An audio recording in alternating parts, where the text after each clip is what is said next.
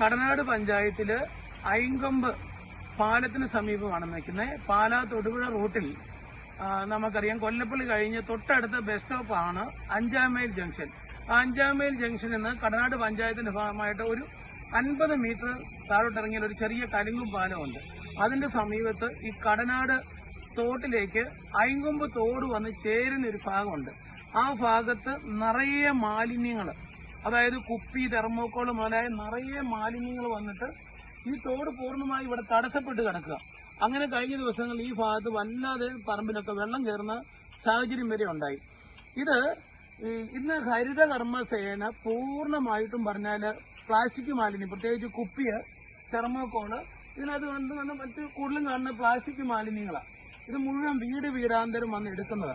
എന്നിട്ട് കൂടി ജനങ്ങളെ ഒരു പ്രശ്നം എന്താണെന്ന് വെച്ചാൽ തൊട്ടടുത്ത തോട്ടിലേക്കും റോഡിലേക്കും ഒക്കെ ഇടുന്നു. ഇത് മുഴുവൻ അഴിഞ്ഞുകൂടി നമ്മുടെ പുഴയിലേക്ക്. ഇത് നോക്കി എത്ര നന്നായിട്ട് ഒഴുകുന്ന ഒരു പുഴയാണ്. ഇത് എന്റെ ഒരു പ്രോപ്പർട്ടിയാണ് ഇതിനോട് ചേർന്നുള്ളത്. ഇവിടെ എന്റെ ഒരു വീടുണ്ട്, അത് ഇപ്പോൾ വാടകയ്ക്ക് കൊടുത്തിരിക്കുക.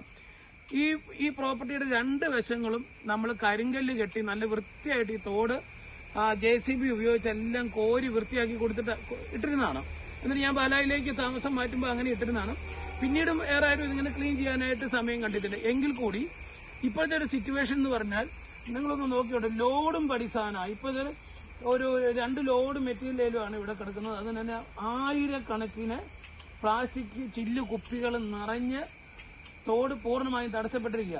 അപ്പൊ ഈ ഭാഗത്തേക്ക് സാധാരണ ആൾക്കാർ യാത്രയില്ലാത്തതുകൊണ്ടായിരിക്കാം ഒരു പക്ഷേ ജനപ്രതിനിധികൾ ഇത് ശ്രദ്ധയിൽപ്പെട്ടിട്ടുണ്ടാകില്ല. ഞാൻ ഈ വിഷയം ജനങ്ങളിലേക്ക് എത്തിക്കാൻ വേണ്ടിയിട്ടാണ് ഈ വീഡിയോ ചെയ്യുന്നത്.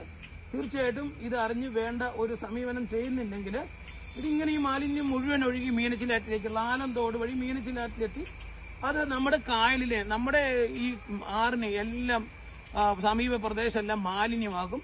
എത്രയും പെട്ടെന്ന് ഈ വിഷയത്തിൽ ഒരു നടപടി ഉണ്ടാകണമെന്ന് അഭ്യർത്ഥിക്കുകയും ചെയ്യുന്നു. അതുപോലെ തന്നെ നമ്മുടെ ജനങ്ങൾ തീർച്ചയായിട്ടും വീട്ടിൽ ചാക്കിൽ കെട്ടിയോ വീട്ടിൽ സൂക്ഷിച്ചാൽ ഈ പ്ലാസ്റ്റിക് കുപ്പി മുഴുവൻ എടുത്തുകൊണ്ട് പോയിക്കോളും.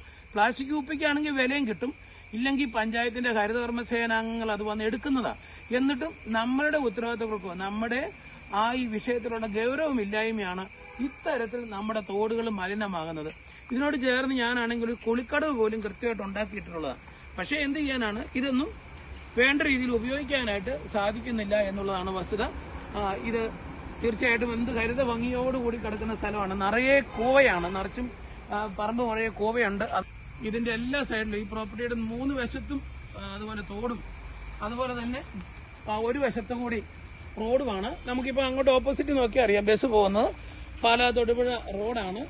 ആ കാണുന്നതാണ് ബസ് പോകുന്നതും വഴിയെ പോകുന്നതും ഒക്കെയാണ് നമുക്കിപ്പോൾ ഇതിനോട് കൂടി കാണാൻ സാധിക്കുന്നത്.